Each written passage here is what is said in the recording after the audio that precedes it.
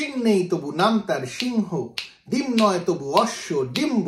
1958 সালে কিশোর কুমার প্রোডাকশনস এর ব্যানারে কমল মজুমদার পরিচালিত লুকোচুরি রিলিজ হয়। আজকের আড্ডা লুকোচুরি ছবিটিকে নিয়ে। আমি তন্ময়, আশা করি আপনারা সকলে ভালো আছেন। অনিরুদ্ধ ভট্টাচার্য আর পার্থিব ধরের লেখা কিশোর কুমারের এই বায়োগ্রাফিটিতে লুকোচুরি ছবিটা নিয়ে অনেক কিছু লেখা আছে। ছবিটা তো দারুণই, দেখলেই আনন্দ লাগে, তবে ছবির পিছনের কয়েকটি গল্প খুব মজাদার। আজকে সেই গল্পগুলোই আপনাদের এই বইটি থেকে পড়ে জানাবো। লুকোচুরি যেরকম একটি রোমান্টিক কমেডি, সেই রকমই একটা স্যাটায়ারও বটে। বম্বে ফিল্ম ইন্ডাস্ট্রিতে কিরকম ভাবে গান চুরি করা হয়, কিভাবে একই দিনে অনেকগুলো গান লিখে ফেলে রেকর্ড করে ফেলা হয়, গানের মধ্যে সোল নেই, বিদেশি সুরকে কিভাবে দেশি সুরে রূপান্তরিত করা হয়, প্রডিউসাররা কিরকম ভাবে মিউজিক ডিরেক্টরের উপর চাপ সৃষ্টি করেন, এই সবই দেখানোর জন্য লুকোচুরি ছবিটিকে কিশোর কুমার বেছে নিয়েছিলেন। লুকোচুরিতে একটি জায়গা আছে যে শিং নেই তবু নাম তার সিংহ গানটার পরে রবি ঠাকুরের ছবির সামনে কিশোর কুমারের চরিত্রটি ক্ষমা চান। এই বইটিতে লেখা আছে যে হেমন্ত মুখোপাধ্যায় নাকি কিশোর কুমারকে সাজেশন দিয়েছিলেন যে ওই সিনটি রাখা হোক, আর সেইভাবেই কিশোর কুমার ওই সিনটি রাখেন। শিং নেই তবু নাম তার সিংহ গানটিও কিন্তু একটি ফরেন টিউন থেকেই বানানো। লুকোচুরির গল্প রোমান্টিক কমেডিও বটে।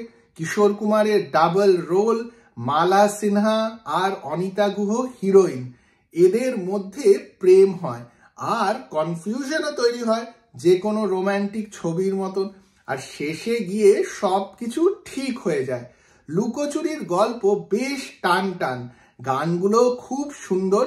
ছবিটিতে যেরকম কমেডি আছে সেরকম ইমোশনাল ড্রামাও রয়েছে। কখনো মনেই হয় না যে আপনি এমন একটা ছবি দেখছেন যেই ছবিটি কখনো আপনাকে বোর করবে। এই ছিল তখনকার দিনের ছবির মজা। আর 1958 সালে কিন্তু কিশোর কুমার দারুণ বড় স্টার, শুধু গায়ক হিসেবে নয়, নায়ক হিসেবেও বড় স্টার।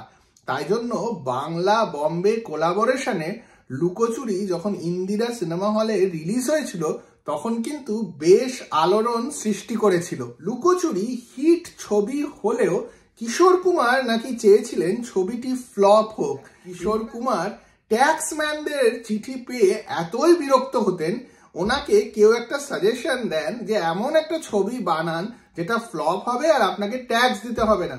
লুকোচুরি সেই উদ্দেশ্য নিয়ে বানানো হলেও সুপার হিট হয়ে যায়, আর এখনো আমাদের দেখতে এত ভালো লাগে, মনে হয় আবার যদি রিলিজ হয় তাহলেও সুপার হিট হবে। এই ধরনের সিনেমা তখন যেরকম হয়নি, আজ তো হয়ই। লুকোচুরির সব গানই খুব ভালো। প্রথমবার কিশোর কুমার রবীন্দ্রসঙ্গীতও গেয়েছিলেন। হেমন্ত মুখোপাধ্যায়ের গাইডেন্সে রুমা গুহ ঠাকুরতা আর কিশোর কুমারের রবীন্দ্রসঙ্গীত ডুয়েট মায়া বন বিহারিণী হরিণী আজও যখন ইউটিউবে দেখবেন খুব ভালো লাগবে। আমরা যখন ছোট ছিলাম বাংলা চিত্রমালাতে লুকোচুরির গানগুলো দিলেই খুব ভালো লাগে। এই বইটি পড়ে জানতে পারি যে লুকোচুরি ছবিতে কিশোর কুমারের অনেক আত্মীয় স্বজন আর বন্ধু বান্ধবরা কাজ করেছেন, অভিনয়ও করেছেন, টেকনিক্যাল ডিপার্টমেন্টেও কাজ করেছেন। লুকোচুরি ছবিটিতে সব জায়গাতেই যেন কিশোর কুমারের ছাপ।